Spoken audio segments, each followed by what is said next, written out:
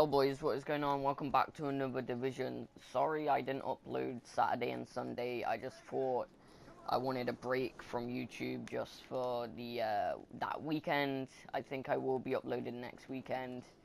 But yeah, we're going to be back with the daily videos now, and today is going to be about my Hexo, my kind of working Hexo build.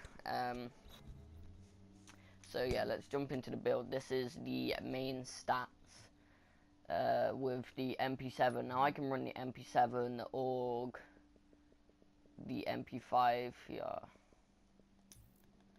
So this has 334,000 DPS. And you can get like tons and tons and tons of DPS with these things. This Hexo build is really for the DPS, like, see that? 360k DPS on an AUG.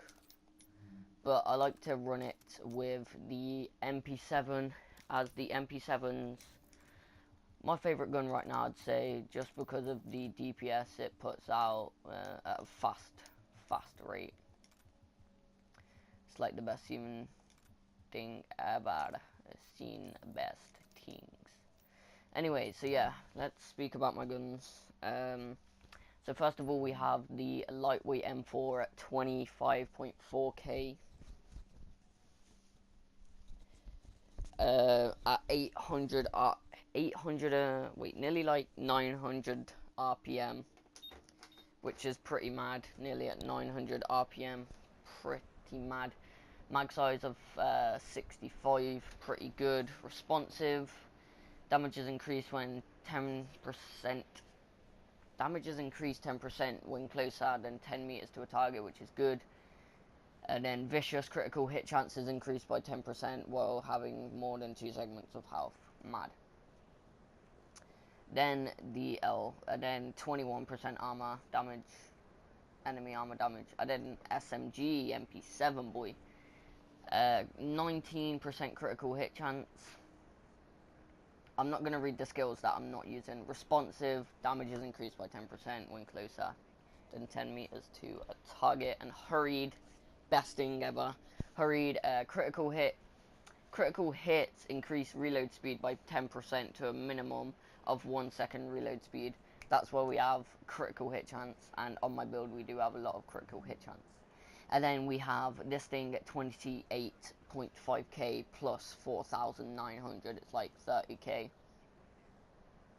And we have quick draw. When drawn, weapon damage is increased by 20% for 2 seconds. After that, weapon damage is decreased by 20%. So I whip out this pistol, go back to my other normal assault rifle, 2 seconds DPS phase with 20% more DPS, and then that DPS will just go away. So these are my guns. This build's pretty mad.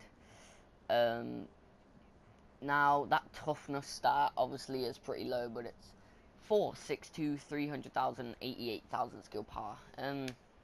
So this is my build. Obviously I want to get the Pharaoh's mask, and I do have the champion short bow, champion knee pads, championship pads, but they're not very good, so I want to get like a new pair. So I'm working on a new pair, but I do have the Skull MC gloves, the Barrett's, and then other 3. Let's get into the chest piece. Barrett's bulletproof vest.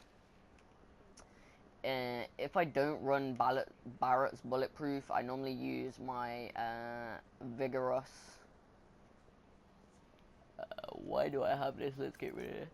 I normally use this vigorous, grants over heal to all healing skills, which is amazing. Just way more toughness. But let's talk about the Barrett's. Everyone knows Barrett's pretty much. No skills on cooldown, skill power by 10%. 1 skill on cooldown, damage by 5%. 2 skills on cooldown, increase armor by 10%. So once I pop 2 things, so my booster shot and my pulse, which I do have running, booster shot and pulse right here. Get into those in a bit. Once I pop both of those, boom, toughness goes up. Once I pop 1, boom, DPS goes up. And when I have none, I'm just gaining those 2, booster shot and my pulse faster. So it's pretty mad. So that's a pretty good piece. We're going to move into the mask, operator mask. I am looking for the Pharaoh mask still. Rehabilitated, I think that's how you say it. Heals 2% every second during status effect. If your caught on fire, you're going to heal every second 2%. I know it's not a lot, but that every second adds up and adds up and adds up.